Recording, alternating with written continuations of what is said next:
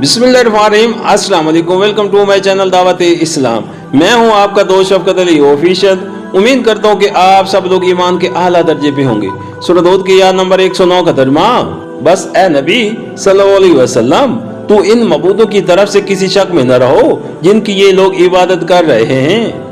ये तो बस लकीर के फकीर बने हुए उसी तरह पूजा पाठ किए जा रहे हैं जिस तरह पहले इनके बाप दादा करते थे, और हम इनका हिस्सा इन्हें भरपूर देंगे बगैर उसके कि इसमें कुछ काट कसर हो। सूरह हूद हाशिया नंबर 110।